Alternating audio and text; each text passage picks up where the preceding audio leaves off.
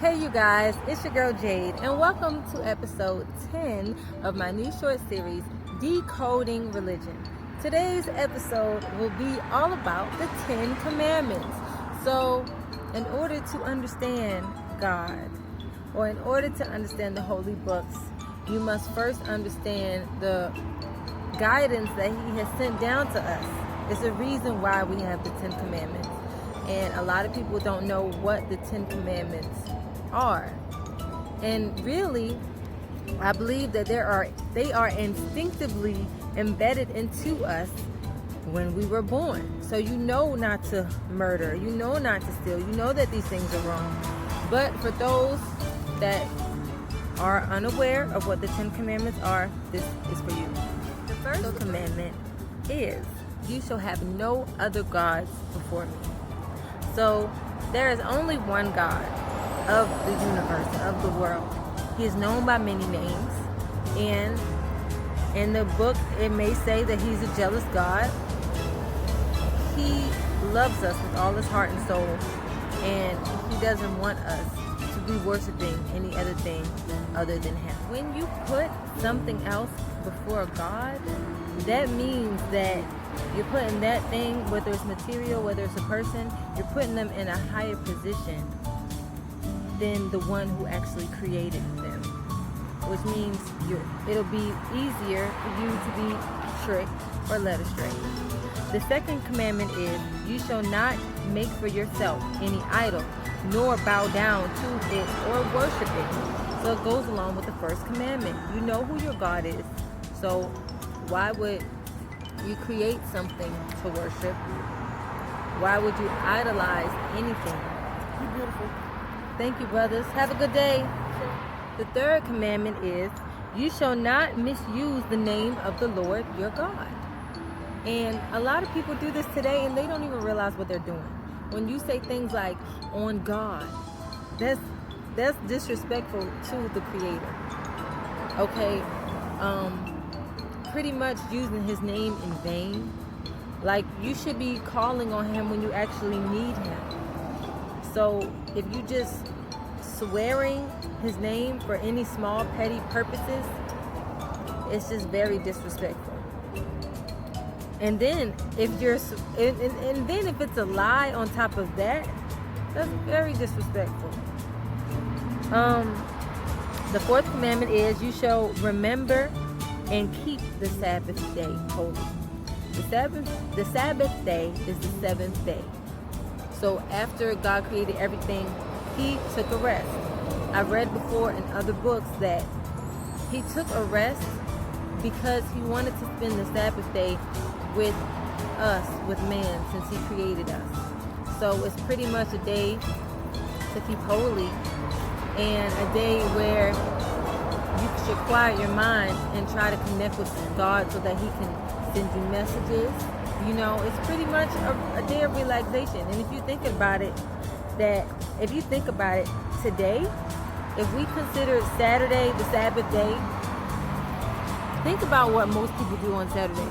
They go to the mall, they go shopping, they probably buy a whole bunch of things that they don't need, or they buy more things that they worship or idolize, such as clothing or jewelry, things like that. Then on Saturday nights, we go to the club, we shake our ass, we drink a lot of alcohol, we harm ourselves. Because some people drink till they can't remember a thing, or we doing things that aren't sacred, that aren't holy, that's disrespectful to yourself and God. A lot of people get in fights after the club, or the club might get shot up because someone's angry, or whatever the case may be. But all of these things are unholy things, and there's a reason for that. The next commandment is, respect your father and your mother. It doesn't matter what your father and your mother have done to you in this lifetime. It doesn't matter if you feel like they abandon you or whatever the case may be. You still need to show them respect, because you came from these two individuals. They are a piece of you. And if anything, if they hurt you in any way, you should learn that everyone is human and we must forgive. You don't have to forgive, but you must forgive. And I feel like respecting your father and your mother is the first step to respecting God. Because if you can't even respect the people that you know you came from, then you will never be able to respect the higher being of intelligence that everybody came from, that you can't see. You can see your mother and father, you can't see God. The next commandment is, you must not commit murder. We all know that we did not create these lives that are around us. You didn't create the man walking down the street, So if you decide to murder him, who are you to take his life? That's very disrespectful. And you wouldn't want anyone to take your life. The next commandment is, you must not commit adultery. So many songs today are about committing adultery. I'll take your man. Or tempting someone to commit adultery, whereas pussy. So if someone is already married or in a relationship and you are tempting them to commit adultery, that's a terrible thing. You wouldn't want someone to take something that belongs to you. Like, that one just speaks for itself. The next one, you must not steal. Again, taking something that doesn't belong to you. We must respect one another in this life that we are living. These are just basic rules that anyone can understand. The next one, you must not give false evidence against your neighbor. So if I see my neighbor just minding his business, and he's not bothering anybody, and I decide to call the cops and say, hey, this man has just broken into my house and took everything that I had. That's lying on him for no reason. So that's a sin.